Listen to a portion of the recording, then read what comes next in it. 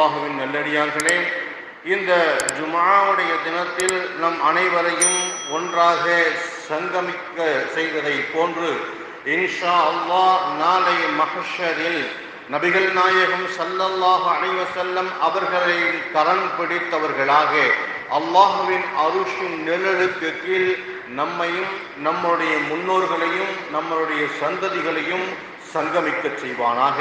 பெருமானார் ஸல்லல்லாஹு அலைஹி வஸல்லம் அவர்களுடைய கரம் பிடித்தவர்களாக அவர்களோடு சுவர்க்கத்தில் ஒன்றாக பிரவேசிக்கக்கூடிய நற்பாக்கியத்தை நம் அனைவருக்கும் அல்லாஹ் தந்தருள் புரிவானாக என்ற நல்ல துஆவோடு இந்த துரையை ஆரம்பம் செய்கின்றேன். இன்று அல்லாஹ்வினுடைய அருள் கிருபை ரஹ்மத்தை கொண்டு ஷஅபான் மாதத்தினுடைய 26ஆம் நாள் என்பதை நினைவுபடுத்திக் கொள்கின்றேன். இன்ஷா அல்லாஹ் இன்னும் 3-4 தினங்களில் நாம் ரமலானை அடைய இருக்கக்கூடிய இந்த காலகட்டத்தில் சென்ற வாரம் செய்த அந்த பயான் நம்முடைய நினைவுகளில் நிறைந்திருக்கும் என்று நம்பிக்கையோடு இந்த வார பயானை இன்ஷா அல்லாஹ் துவங்க இருக்கின்றேன். கண்ணியத்திற்குரியவர்களே, சென்ற வாரம் ரமலானுடைய மாதங்கள்ல நாம் என்னென்ன செய்யலாம், என்னென்ன செய்யணும் அப்படிங்கிற விஷயங்களை எல்லாம் முதல்ல நம்ம சொன்னோம். அதனுடைய தொடர்ச்சியாக இந்த ரமலானுடைய காலங்களில் நாம் சென்ற வாரம் சொன்னதை போன்று திட்டமிட வேண்டும். திட்டமிடுதல் என்று சொன்னால், இந்த ரமலான் மாசத்தை நான் எப்படி கழிப்பேன், இந்த ரமலான் மாதம் இருக்குதே அது சாமானியப்பட்ட மாதம் அல்ல. சென்ற உம்மத்துகள் எல்லாம் பல நூற்றுக்கணக்கான ஆண்டுகள், 900 ஆண்டு, 950 ஆண்டு, 1000 ஆண்டு வாழ்ந்த அந்த முன்னோர்களுடைய வாழ்க்கையை எட்டி பிடிக்க முடியாத ஒரு நமக்கு துர்பாக்கியவான்களாக ஆகிவிடுவோமோ என்று சஹாபாக்கள் வருத்தப்பட்டு கொண்டிருந்த வேளையில் பெருமானார் ஸல்லல்லாஹு அலைஹி வஸல்லம் சொல்லித் தந்த அற்புதமான விஷயம், ரமலான் மாதம் வந்திருக்குகின்றது, அந்த ரமலான் மாதத்திலே ஒரு இரவு இருக்குகின்றது, அந்த இரவை நீங்கள் கழித்தீர்கள் என்று சொன்னால் இபாதத்தோடு, அல்லாஹ்வினுடைய நெருக்கத்தோடு, அல்லாஹுவை வணங்கி, அல்லாஹுடைய திருப்பறை ஷரீஃபை ஓதி, அல்லாஹுவை திக்ரு செய்து, அல்லாஹுவின் மீது நேசம் கொண்டு அந்த இரவை நீங்கள் கழிப்பீர்களேயானால் 83 ஆண்டுகள் நீங்கள் வணக்கம் செய்த மிகப்பெரிய பாக்கியத்தை அடைய முடியும். அது ஓராண்டுக்கு 83 ஆண்டுகளுடைய ஓரிரவுக்கு அப்படிப்பட்ட நன்மைன்னு சொன்னால், நாம நம்முடைய வாழ்க்கையில எத்தனை லைலத்துல் கத்ரை அடைகின்றோமோ அத்துணை லைலத்துல் கத்ருடைய சிறப்பையும் ஒரு மனிதன் அடையும் பொழுது முன் சென்ற ஆயிரக்கணக்கான வருடங்கள் வாழ்ந்த அந்த முன்னோர்கள், ஆதம் அலைஹிஸ்ஸலாம், நூஹ் அலைஹிஸ்ஸலாம், ஷீத் நபி போன்ற முன்னோர்கள் வாழ்ந்த அந்த வாழ்க்கையை எட்டி பிடிக்கக்கூடிய அற்புதமான வாய்ப்பை அல்லாஹ் தஆலா இந்த ரமலானிலே பதித்து வைத்திருக்கின்றான். ஒருத்தர் கேட்கிறாரு, நீங்க ரமலான்ல 83 வருஷம் நன்மை செஞ்சதாக சொல்றீங்க, அந்த இரவு எந்த இரவு அப்படின்னு சொல்லிட்டு கேட்கிறாரு. அந்த இரவு எந்த இரவுன்னு சொன்னா, அந்த இரவுல மட்டும் வணங்கினா போதுங்கிற மாதிரி ஆயிரும். அப்ப அதுக்கு என்ன பதில் சொன்னோம்னு சொன்னா, 365 நாளும் நீங்க என்ன செய்யுங்க, இரவுல எழுந்திருச்சு நடுநிசையில அந்த தஹஜ்ஜுடைய நேரத்துல ரொம்ப வேண்டாங்க, ஒரு 2 ரக்காத்து தொழுதுட்டு கையை ஏந்துங்களேன் அல்லாஹ்ட்ட, யா அல்லாஹ் இந்த இரவு மிஅராஜ், அதாவது லைலத்துல் கத்ருடைய இரவாக இருந்துச்சுன்னா அந்த நன்மை எனக்கு கொடுத்துருன்னு கேளுங்க. அப்படி நீங்க கேட்டீங்கன்னு சொன்னா உங்களுக்கு லைலத்துல் கத்ர் இரவு கண்டிப்பா கிடைச்சு போயிடும். ஒரு இரவு நமக்கு போதும் அப்படின்னு நம்ம நினைக்க கூடாது. எல்லா இரவுகளும் அல்லாஹ்வை அதிகம் வணங்கக்கூடியவராக இருக்கணும். அதுல குறிப்பா இந்த ரமலானுடைய காலங்கள்ல ஒரு நாள் கூட நம்ம என்ன செய்யக்கூடாது, தஹஜ்ஜுத் தொழுகையை விட்டுவிடக்கூடாது என்பன போன்ற விஷயங்களை சென்ற வார பயான்ல சொன்னோம். இன்ஷா அல்லாஹ் அந்த ஒரு பாக்கியத்தை அல்லாஹ் தஆலா நம் அனைவருக்கும் தந்தருள் புரிவானாக. கண்ணியத்துக்குரிய அல்லாஹ்வின் நல்லடியார்களே, அல்லாஹ் தஆலாவினுடைய தூதர் ஸல்லல்லாஹு அலைஹி வஸல்லம் அவங்க சொன்னாங்க, நான் வமா அமர்த்துக்கும் பிஷைஇன் ஃபஅது மஸ்ததஅது, நான் உங்களுக்கு ஒரு செய்தியை சொல்றேன். உதாரணமா ஒரு நன்மையான விஷயத்தை சொல்றேன்னு வைங்களேன், விசுவாசம் சொல்றாங்க, ஒரு நன்மையான விஷயம் சொல்றேன், அப்படி சொன்னால் நீங்கள் மஸ்ததஅது உங்களால முடிஞ்ச வரைக்கும் செய்யுங்க அந்த நன்மையான காரியத்தை. ஃபார் எக்ஸாம்பிள், ஒரு மிஸ்வாக் செய்வது எவ்வளவு நன்மை வைக்கக்கூடிய விஷயம் தெரியுமா? 40 வகையான நன்மைகள் உடல் ரீதியாகவும் உலக ரீதியாகவும் மறுமை ரீதியாகவும் மருத்துவ ரீதியாகவும் பயன் தரக்கூடிய விஷயம். நம்ம எல்லாம் செய்யறோமா? அது நம்மளால் செய்ய முடியல. செய்ய முடிஞ்சாலும் செய்ய மாட்டோம். அந்த மிஸ்வாக்கில் அவ்வளோ பலன் இருக்குது. ஆனால் பெருமான சுத்தமாக அதை கட்டாயமாக்க தெரியல. நன்மையான காரியம் உங்களால் முடிஞ்ச வரைக்கும் செய்யுங்கன்னு சொன்னாங்க. அதே மாதிரி தஹஜ்ஜுத் தொழுகை நன்மையான காரியம், உங்களால் முடிந்த வரை செய்யுங்கன்னு சொன்னாங்க. நீங்க கண்டிப்பா தொழுது தான் ஆகணும். இப்போ சுபுஹுடைய முன்சுன்னத்து சுன்னத்து முஅக்கதா, அதை கண்டிப்பா நீங்க தொழுது தான் ஆகணும். அதுல எந்த விதமான எக்ஸ்கியூஸும் கிடையாது அப்படிங்கறத நமக்கு சொல்லி தந்திருக்கிறாங்க. நம்ம அதை கண்டிப்பா தொழுதுறோம். அதுலேயும் கோட்டை விடக்கூடிய நிறைய பேர் நம்ம என்ன செய்யறோம் பார்க்கிறோம். சுபுஹுக்கு அந்த காமத்து சொல்லும் போது வருவாங்க, விறுவிறுன்னு வந்து சுத்திடுறாங்க, தொழுகையில் நின்றுறாங்க, இமாம் ஜமாத்தோட சேர்ந்துடுறாங்க. அதுக்கப்புறம் என்ன செய்யறது இல்லை, அந்த தொழுகையை தொழுகாம அப்படியே விட்டுடுறாங்க. அது மிகப்பெரிய குற்றம். எப்படி பருவ தொழுகைக்கு கேள்வி கணக்கு இருக்குதோ அதே மாதிரி சுபுஹுடைய முன்சுன்னத்திற்கும் கேள்வி கணக்கு இருக்குது. அதை கண்டிப்பா தொழுகையாகணும். கூடிய மட்டுக்கும் சுபுஹுடைய முன்சுன்னத்தை வீட்டில் தான் பெருமானார் ஸல்லல்லாஹு அலைஹி வஸல்லம் தொழுகுவாங்க. அந்த பழக்கத்தை ஏற்படுத்திக்கிறோம். இங்கும் கூட நம்ம ஊர்லையும் கூட ஓரிரு பேர் வீட்டில் சுபுஹுடைய முன்சுன்னத்தை தொழுதுட்டு வர்றாங்க, வந்து பள்ளியில் அப்படியே அமர்ந்துடுறாங்க. அப்படி இருக்கக்கூடாது. பள்ளி நீங்க முன்சுன்னத்தை வீட்டிலே தொழுதுட்டாலும் கூட பள்ளியில வந்து குறைஞ்சபட்சம் தஹியத்துல் மஸ்ஜித் 2 ரக்காவது என்ன செய்யணும், தொழுதாகணும். இது போன்று நன்மையான காரியங்களை நான் உங்களுக்கு ஏவும் பட்சத்தில், பொருளான காரியத்தை தவிர சுன்னத்து நஃபில் முஸ்தஹப் இது போன்ற நன்மையான காரியத்தை உங்களுக்கு விசுவாசம் சொன்னாங்க அப்படின்னு சொன்னா உங்களால் முடிந்தவரை நீங்கள் அதை செயல்படுத்துங்கள் சொன்னாங்க. சொன்ன ரசூலுல்லாஹ் சொன்னாங்க, வமா நஹைத்தும் அன்கு ஃபஜ்தனிபூஹு, நீங்கள் உங்களுக்கு ஏதாவது பாவமான ஒரு காரியத்தை, இந்த பாவமான காரியத்தை செய்யாதீங்க, இந்த பாவமான காரியத்தை விட்டுருங்க அப்படின்னு சொன்னா அதை நீங்கள் அப்படியே பின்பற்றுங்கன்னு சொன்னாங்க. முடிஞ்ச வரைக்கும் அந்த பாவத்தை தவிர்த்துக்கிறீங்கன்னு சொல்லலை, நன்மையான காரியத்தை சொல்லிட்டு நீங்க என்ன செய்யுங்க, உங்களால் முடிஞ்ச வரைக்கும் நன்மையை செய்யுங்கன்னு சொல்றாங்க. அப்படி செய்யாம போயிட்டாலும் கூட நீங்க பாவியாக மாட்டீங்க, உங்களுக்கு கேள்வி கணக்கு வந்துடாது. ஆனா பாவமான ஒரு காரியத்தை சொல்லி இந்த பாவத்தை விட்டு நீங்கள் தவிர்ந்து கொள்ளுங்கள் அப்படின்னு சொன்னா அதை நீங்க அப்படியே செஞ்சிருங்க, முடிஞ்ச வரைக்கும் தவிர்த்துக்கிறீங்க அப்படிங்கிறது அர்த்தம் இல்லை. இது ரமலானுடைய காலத்தில் சொல்லப்பட்ட விஷயம் இல்லை என்றாலும் பெருமக்களே எல்லா காலங்களிலும் செயல்படுத்தக்கூடிய ஒரு விஷயம். உதாரணமா புறம் பேசாதீங்க அப்படிங்கிறது குர்ஆன் ஹதீஸினுடைய ஒரு அற்புதமான அறிவுரை. புறம் பேசுறதுனால 40 வருஷத்தினுடைய நன்மை ஸ்பாயில் ஆகும். 40 ஆண்டுகளுடைய நன்மை என்ன செஞ்சிருமா, குறைஞ்சு போயிடும். ஆனா நம்ம என்னைக்காவது ஒரு நாளாவது ஒருத்தரை பத்தி புறம் பேசாம இருக்கிறோமா?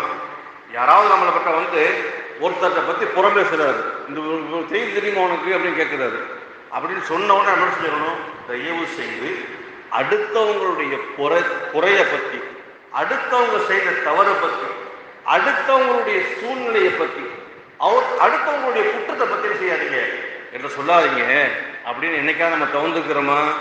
தவிர்த்துக்கிறது இல்லை. புறம் பேசக்கூடியதை நம்ம என்ன செய்யணும், காது கேட்கிறோம், காதால் கொடுத்து கேட்கிறோம். புறம் பேசுறது எப்படி தப்போ பாவமோ அதே மாதிரி கேட்கிறதும் அதே பாவம் தான். அப்படிப்பட்ட பாவங்களில் இருந்து நீங்கள் தவிர்ந்துள்ளணும். எல்லா மாசத்திலையும் தவிர முடியாத ஒரு சூழ்நிலைக்காக கூட குறைஞ்சபட்சம் எங்கேயாவது ரமலான்லையாவது என்ன செஞ்சிடணும், தவிர்ந்து கொள்ளணும். ரமலான் இருக்குது இல்லையா, 11 மாத காலத்தினுடைய விடிவு காலம் ரமலானுடைய மாதம். 11 மாசமும் எல்லா பாவத்தையும் செய்வோம், எந்த பாவமும் மிச்சம் வைக்கிறது இல்லை. சில பேர் நன்மையான காரியங்களையும் செய்வாங்க, சில பேர் நன்மையான காரியங்களையும் செய்வாங்க, அதோடு சேர்த்து பாவத்தையும் சேர்த்து செய்வாங்க. பாவத்தை பாவம்னு நினைக்கிறதே இல்லை, அதை நினைக்காம என்ன செய்யறது, பாவத்தை செய்யறது. இதுக்கெல்லாம் வடிகாலாக விடிவு காலமாக ஒரு அற்புதமான வாய்ப்பாகத்தான் இந்த என்ன செய்யலாம், இந்த ரமலானுடைய மாசத்தை தரலாம். எப்படின்னு சொன்னா, இப்போ ஒரு வாகனத்தை வாங்குறோம், வாகனத்தை வாங்கி அந்த வாகனத்தை என்ன செய்யறோம், பயன்படுத்துறோம். என்ன வாகனம், ஒரு 4 வீலர்னு வைங்க. அந்த 4 வீலரை ஒரு குறிப்பிட்ட காலத்துக்கு அப்புறம் அதுக்கு எஃப்சி பண்ணணும் இல்லையா? எஃப்சி இல்லாம அந்த வண்டியை ஓட்ட முடியுமா?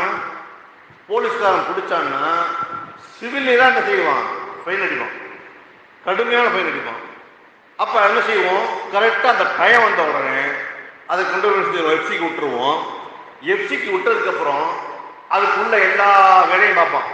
என்னென்ன பிரச்சனை இருக்குது, எங்கே இன்ஜின் போச்சு, பிரேக் இருக்குதா, இன்ஜின் ஆயில் இருக்குதா, என்ன கேபிள் கரெக்டாக இருக்குதா, பழசா இருக்குதா, அதை மாற்றணுமா மாற்ற வேண்டாமா அப்படிங்கிறதெல்லாம் முழுசாக செக் பண்ணி அதெல்லாம் சரி பண்ணிட்டு முழுசாக என்ன செஞ்சிடுவான், பெயிண்டிங் கீண்டிங்லாம் அடித்து பக்காவாக புது வண்டி மாதிரி கொடுத்துருவோம். மீதி இருக்க 1 மாதம் அழகாக வண்டி ஓடும்ல. அந்த மாதிரி தாங்க இந்த ரமலான் 11 மாத காலத்திலையும் எவ்வளவு பாவம் செய்யணுமோ அவ்வளவு பாவமாக செஞ்சு முடிச்சுட்டோம்.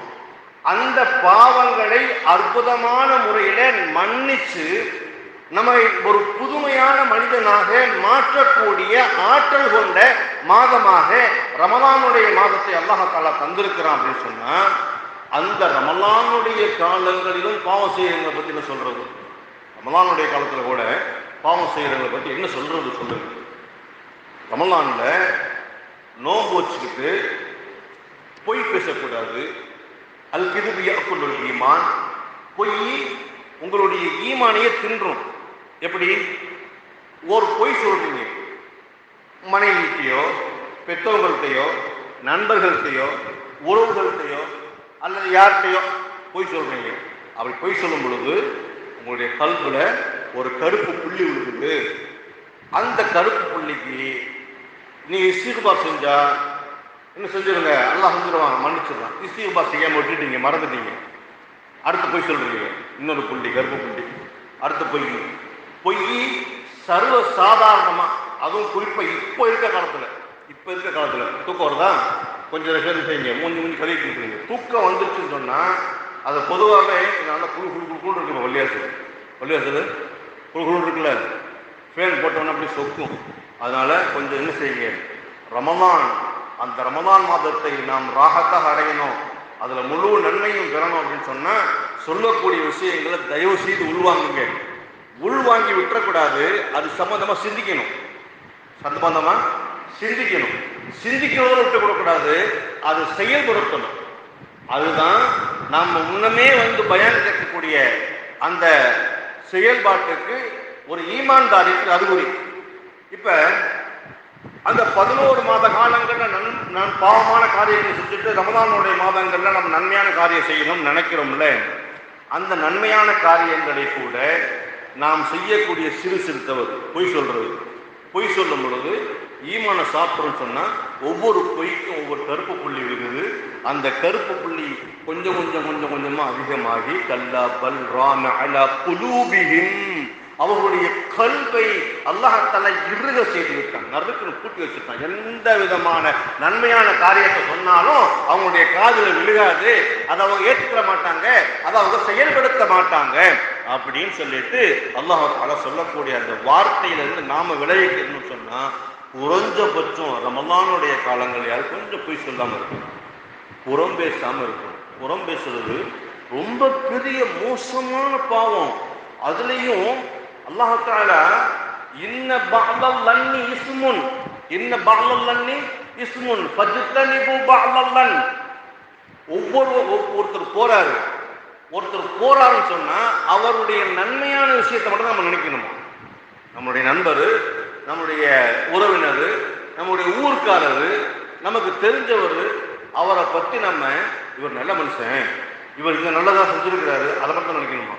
அதை விட்டுட்டு இவன் மோசமானவன், இவன் இந்த மாதிரி பாவம் செஞ்சிருக்கிறான், இவன் குடிகாரன், இவன் பொய் சொல்றவன், இவன் புறம் பேசுறவன் சொல்ல வேண்டாம். நோக்கத்தை கல்புல நினைக்க கூட கூடாதுன்னு நல்லா சொல்றான்.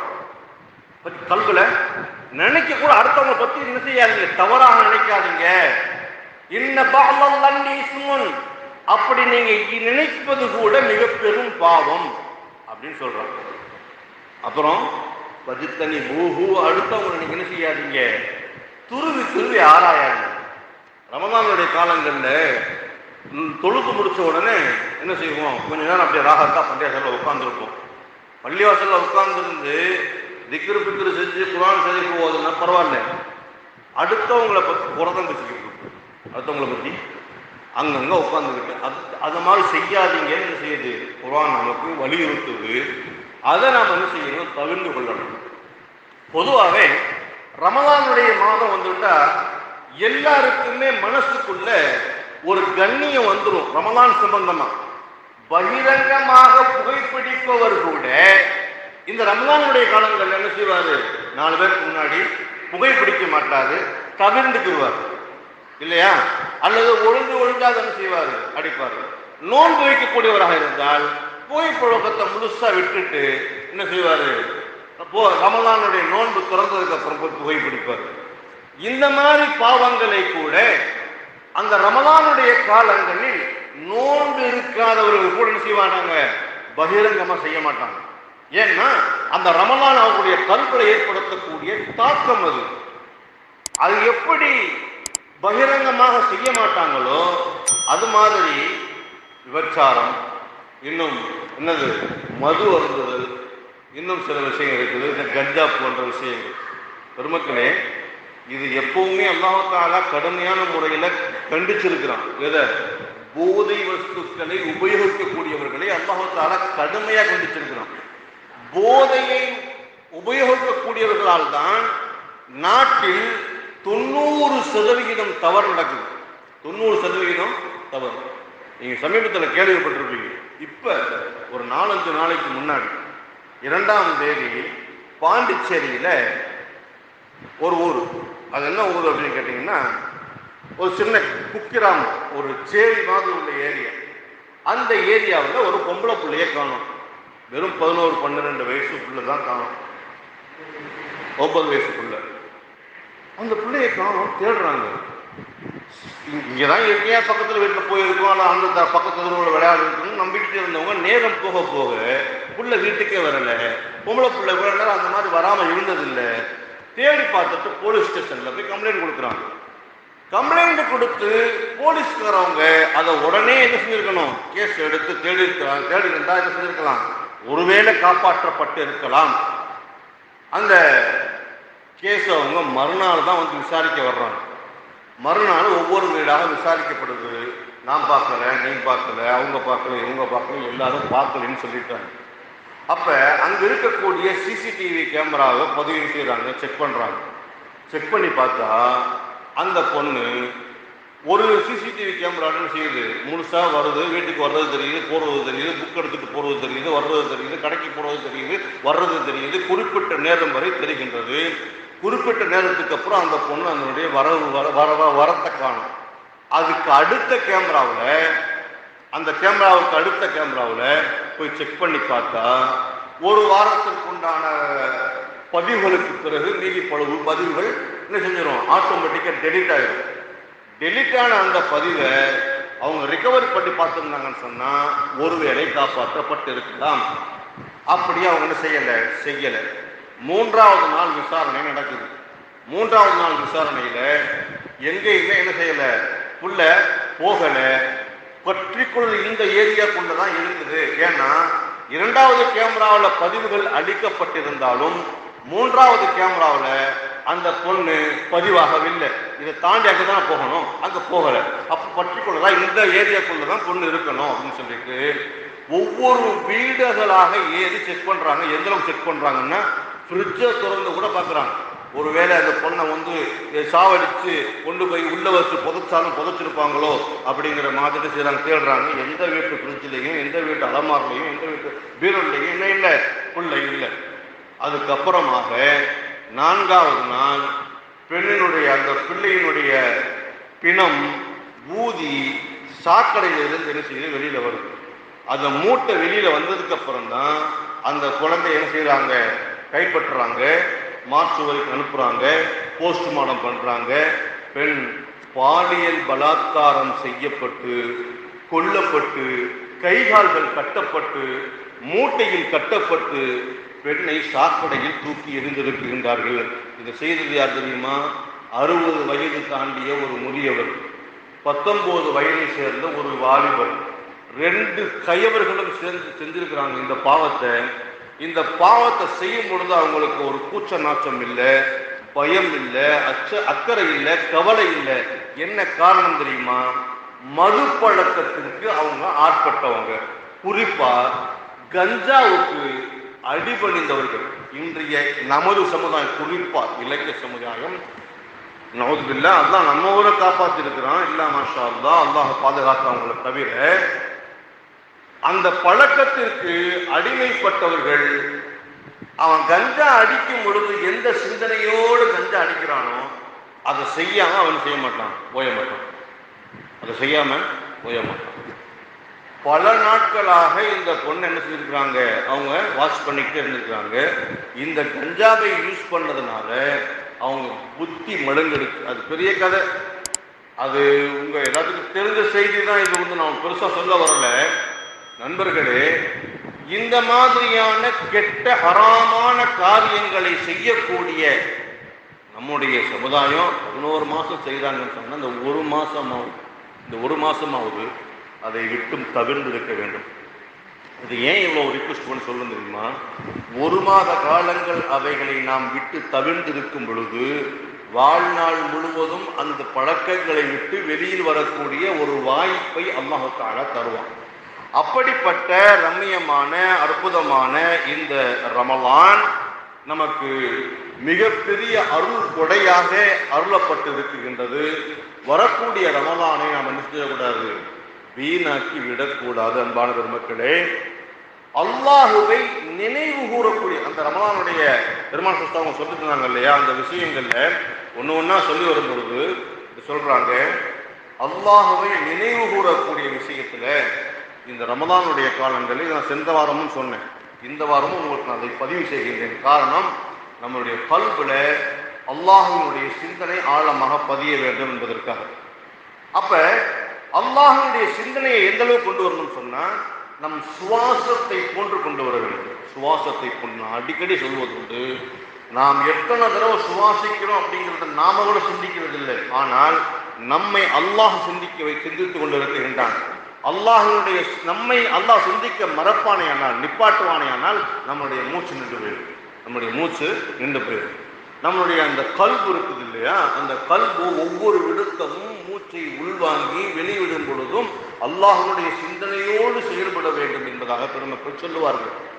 அப்ப இப்போவே நம்ம என்ன செஞ்சிடணும், அல்லாஹுடைய சிந்தனைகளை நம்மளுடைய கல்புக்குள்ள கொண்டு வந்துடணும். எந்த நேரமும் அல்லாஹுடைய சிந்தனை. எப்படி நம்மளை நடக்க வைக்கிறான், பேச வைக்கிறான், பார்க்க வைக்கிறான், நம்மளுடைய செவிப்புலன்களை கேட்க வைக்கின்றான், இரத்த நாளங்களை ஓட வைக்கின்றான், மூச்சு விட செய்கின்றான். அல்லாஹ் தான் என்னை சாப்பிட வைக்கின்றான், அல்லாஹ் தான் என்னை தூங்க வைக்கின்றான். இந்த மாதிரியான சிந்தனையோடையே இருக்கும். அப்பத்தான் அந்த செயல்பாடுகள் எல்லாமே சரியான முறையில் இருக்கும். அல்லாஹ் தான் என்னை பேச வைக்கிறான் சிந்தனையோட பேசுனீங்கன்னா எந்த காலத்திலும் உங்களுடைய வாயில ஒரு ஹராமான வார்த்தை வராது. நீங்கள் ஒரு புறம் பேச மாட்டீர்கள், பொய் சொல்ல மாட்டீர்கள், கெட்ட வார்த்தைகளை பேச மாட்டீர்கள். ஏன்?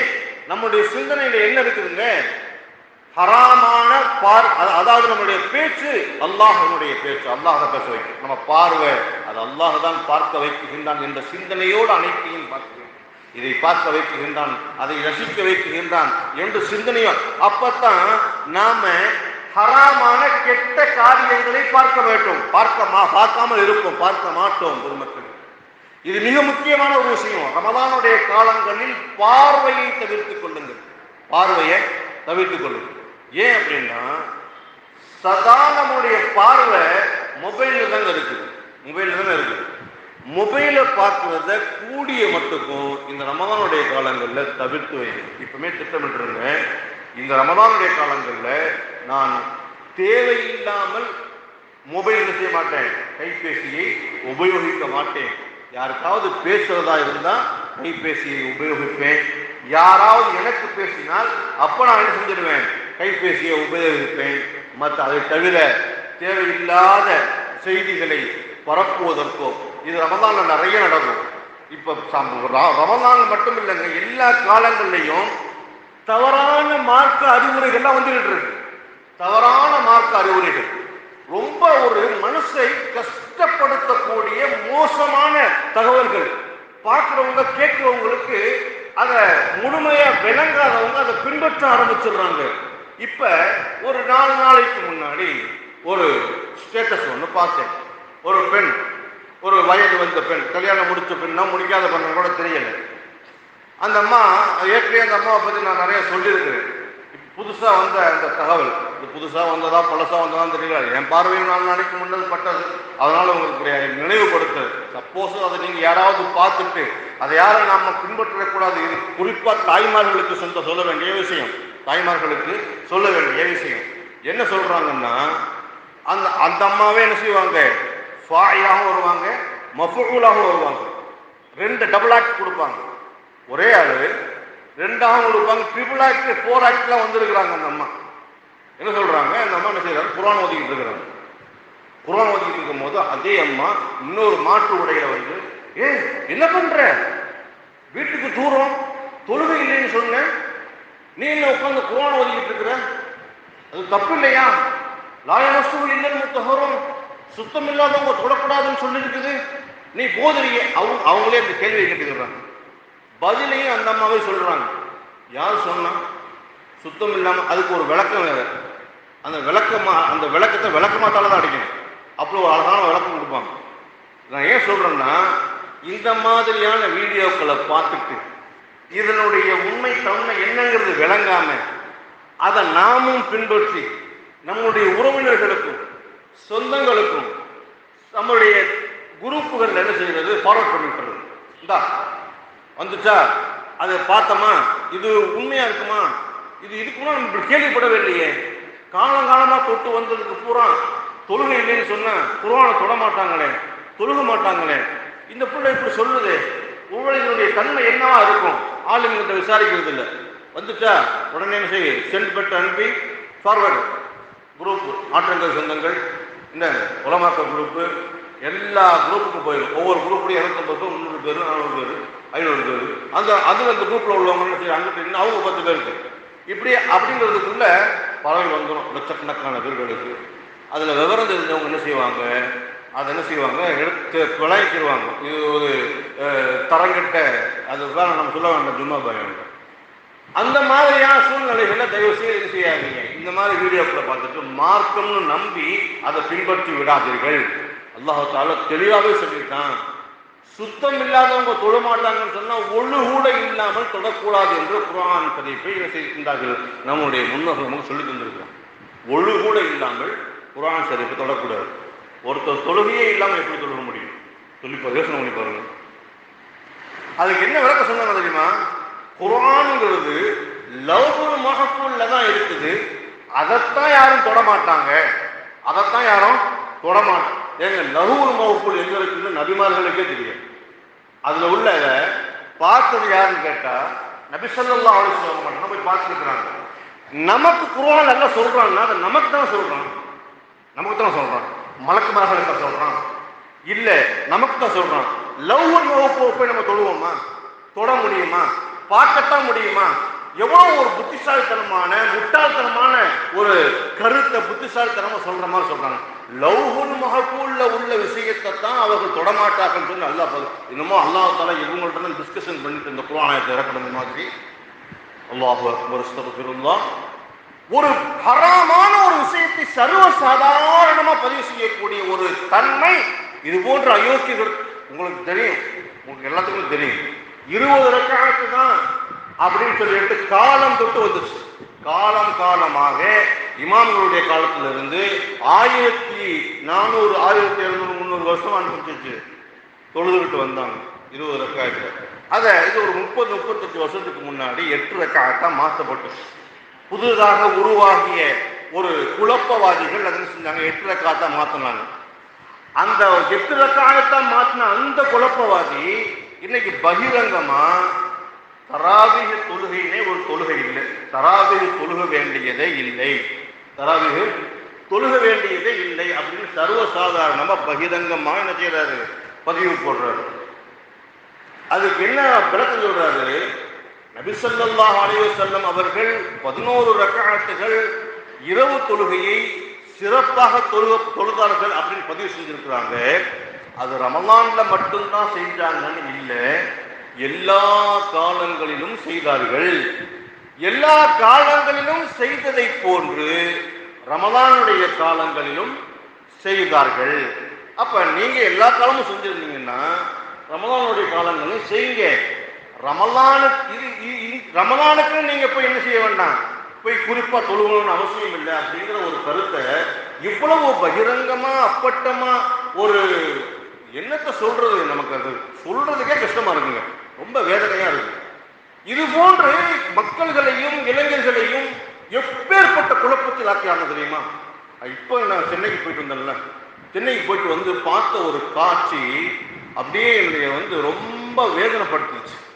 அப்துல் பாசித் புகாரி அப்படின்னு சொல்லிட்டு நீங்க ஒரு பயானர், எல்லா இளைஞர்களும் குறிப்பாக வாலிப வயதை தாண்டியவர்கள், பெண்கள் எல்லாம் ரொம்ப விரும்பி கேட்பாங்க அப்துல் பாசித் புகாரி.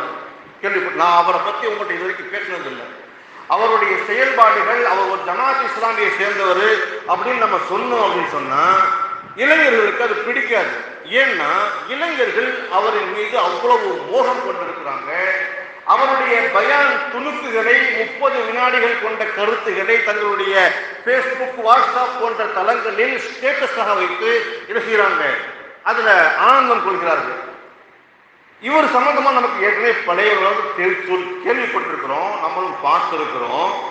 என்ன வலைதளங்கள்ல இப்ப நேரடியாக கண்கூடா பார்க்கக்கூடிய ஒரு சூழ்நிலை என்ன தெரியுமா? ஈசிஆர் ரோட்ல ஒரு ஹோட்டல் ஒன்று கட்டிருக்கு. ஹோட்டல் அதில் அவர் எப்படி நிற்கிறாரு தெரியுமா? ஜீன்ஸ் பேண்ட் போட்டு, டிஷர்ட் போட்டு, எந்த விதமான தலையில தொப்பிகள் இதுவும். பெண்கள் பேட்டி எடுக்க வந்தாங்கன்னு வைங்களேன், வந்து நிற்க மாட்டார். பப்ளிக்ல 4 பேருக்கு முன்னாடி பெண்கள் பேட்டி எடுக்கிறத ஒன்றும் செய்ய மாட்டார், விரும்ப மாட்டார். அப்போ அதை என்ன செய்வார், தவிர்த்து கொள்வார். ஏன் அப்படின்னா தான் ஒழுக்கமாக இருப்பதாக காட்டிக்கொள்கிறார். இது போன்று அநாகரிகமான செயல்பாடுகளை அது யாரு கூட சேர்ந்து அதை செஞ்சிருக்கா தெரியுமா? டைரக்டர் அமீர் தெரியுமா உங்களுக்கு? டைரக்டர் அமீர் சினிமா படங்கள்லாம் எடுக்கிறார் இல்லையா, அவரோடு ஸ்பாட்டர் சேர்ந்து ஒரு ஹோட்டல் கொண்டிருக்கிறாரு. அதுல இருந்து ஒரு 2 கிலோமீட்டர் தள்ளி இன்னொரு ஹோட்டல் என்ன செய்கிறார், கட்டிக்கிட்டு இருக்கிறாங்க. அது மந்தி சம்பந்தப்பட்ட உணவுகளை ரமலானுடைய காலங்கள்ல சஹரு நேரத்துக்கு ஏற்பாடு பண்றதுக்கு அதிவிரைவாக, வேகமாக, நாகரிகமான முறையில கட்டிக்கிட்டு இருக்கிறாங்க. ஆனா இதை நான் ஏன் சொல்ல வர்றேன்னா, அவருடைய அந்த நடவடிக்கைகள், ஒழுக்கங்கள், ஒருவர் தான் ஒழுக்கமாக இல்லாமல் அடுத்தவர்களுக்கு ஒழுக்கத்தை போதிப்பதினால் அது எடுபடுமா நினைக்கிறீங்களா? எடுபடாது. அவங்க பயான் பண்ணாங்கன்னா முன்னாடி இருக்கக்கூடிய லட்சக்கணக்கான மக்கள் அழுவாங்க. என்ன காரணம்னு கேட்டீங்கன்னா, அவங்க கல்விக்குள்ள இருந்த உண்மையான கவலை தான் அவர்கள் எழுத வச்சுச்சு. இவருடைய பயானை ரசிக்கக்கூடிய பெருமக்கள் அதை பின்பற்றுவதில்லை அதிகம். அதை தெரிஞ்சுக்கணும் நம்ம முதல்ல. அன்பான பெருமக்கள், இது ஏன் சொல்ல வர்றேன்னு சொன்னா, செய்யக்கூடிய செயல்பாடுகள் ரமலானுடைய காலங்களில் பேஸ்புக், வாட்ஸ்அப் போன்ற தளங்களில் எந்த கருத்து வந்தாலும் உடனே எதிர்க்கிறார்கள், ஏற்றுக்கிறார்கள், நம்பிக்கிறார்கள். சொல்லக்கூடியவருடைய பின்னணியை பார்க்கணும். சொல்லக்கூடியவருடைய பின்னணி. இவரெல்லாம் 15 வருஷத்துக்கு முன்னாடி, 20 வருஷத்துக்கு முன்னாடி எங்க இருந்தார்? இந்த மார்க்கத்தை புதிதாக திருத்தி அமைக்கக்கூடிய அந்த ஒரு செயல்பாடை இவருக்கு சொல்லிக் கொடுத்தது யாரு? இந்த அளவுக்கு இவர் தைரியமாக செயல்படுத்துவதற்குண்டான காரணம் என்ன? தன்னுடைய வசீகரமான பேச்சு திறமையால் இளைஞர்களை கவர முடிகின்றது என்பதற்காக மார்க்கத்தில் சொல்லப்படாத விஷயங்களை மிக இலகுவான முறையில சொல்றாருன்னு சொன்னா, அன்னைக்கு ஒரு இளைஞர் கையை ஆட்டுறாரு. அவரை கூப்பிட்டு நான் கேட்கிறேன், தம்பி நீங்க கையை ஆட்டுறீங்களே, விரல் ஆட்டுறீங்களே, என்ன அடிப்படையில் ஆட்டுறீங்க? அப்துல் பாசித் புகாரி சொன்னாரு, நான் ஆட்டுறேன். ஆனா அப்துல் பாசித் புகாரிக்கு யாரு சொன்னா? அப்துல் பாசித். இப்ப 4 மதுஹபுகள், நேரம் ஆகிக்கிட்டே இருக்க, தயவுசெய்து ஒரு 5 நிமிஷம் பொறுமையா இருந்துக்கிறீங்க. அல்லாஹ் போதுமானவன். 4 மதுஹபுகள் கிட்டத்தட்ட 1000 ஆண்டுகளாக பின்பற்றப்படுதுங்க. இந்த 1000 ஆண்டுகளும் யாரும் விரலாற்றல, தூக்கி இங்க வச்சுட்டு செய்யல, கையை தூக்கி கட்டி எந்த மதுஹபும் சொல்லித் தரப்படல. 4 மதுஹபுகளும் காலம் தொட்டு அந்த மதுஹபுல குறை இருக்குது அப்படின்னு சொல்லிட்டு யாரும் மதுஹபை விட்டு மாறி போகல. இன்னைக்கு வந்தவர்கள் அபாண்டமாக, அநியாயமாக, அட்டூழியமாக, பலவந்தமாக அதில் தவறான செய்திகள் பயன்படுத்த சொல்லப்பட்டிருக்குது அப்படின்னு சொல்லியே இளைஞர்கள் என்ன செஞ்சுட்டாங்க, வழி எடுத்துட்டாங்க. இதெல்லாம் எதுக்கு? அவங்களுடைய பேச்சு திறமையையும் வசீகரமான பேச்சுகளையும் ஆடியோவாக வீடியோவாக பதிவு செய்து ஒரு நேரத்தில் கேசட்டா போட்டு வித்தாங்க, புஸ்தகமா போட்டு வித்தாங்க. இன்னைக்கு அது இன்டர்நெட்டின் விலையாக இணையதளங்களின் மூலம் பரப்பி அதன் மூலமா சம்பாதிச்சு கொடுத்துருக்காங்க. எப்படி தொலையணும்? நான் என்ன சொல்ல வர்றேன், இது போன்று உங்களுக்கு புதுமையான கருத்துக்கள் வரும்பொழுது அந்த தயவு செய்து இன்னொருத்தருக்கு பரப்பாதீங்க வேணான்னு. ஏன்னா அதனால நமக்கு அது எல்லாம் அதனால எவ்வளவு பாவம் வருது பாருங்க. இப்ப இது நீங்க ஒரு தவறான செய்தியை அடுத்த குரூப்புக்கு போட்டீங்கன்னா அந்த குரூப்ல யாருன்னா பின்பற்றுறாங்களோ அந்த பாவம் உங்களுக்கும் வரும். அவங்க யாருக்கெல்லாம் அனுப்புறாங்களோ அவங்க இது எப்படி ஒரு செகண்ட்ல லட்சக்கணக்கான ஆளுக்கு போயிருமா? போகாத, கண்டிப்பா போகும். அப்ப அவ்வளவு தீமைகளும் நமக்கு வந்து சேர்ந்துடும். அதனால சொல்றது என்னன்னா, ரமலானுடைய காலங்களில் கொஞ்சம் அல்லாஹுக்காக என்ன செய்யுங்க, கொஞ்சம் கட்டுப்பாடாக இருக்கு. அல்லாஹுக்காக கட்டுப்பாடாக இருக்கு. பொய் சொல்ல மாட்டேன், இந்த மாதிரி தவறான காரியங்கள் அடுத்தவங்களுக்கு சொல்ல மாட்டேன், குர்ஆன் ஷரீஃப் ஓதுவேன், திக்ர் செய்வேன், அதிகமாக சதக்கா செய்வேன். இது போன்ற ஹைர் அல்ஹம்துலில்லாஹ். அல்லாஹ் தஆலா இந்த ரமலானுடைய காலங்களை மிக சிறப்பான முறையில் கழிப்பதற்கு நல்லொரு தௌஃபீக் செய்தல் புரிவானாக. வாஹிரு தஅவானா அல்ஹம்துலில்லாஹ்.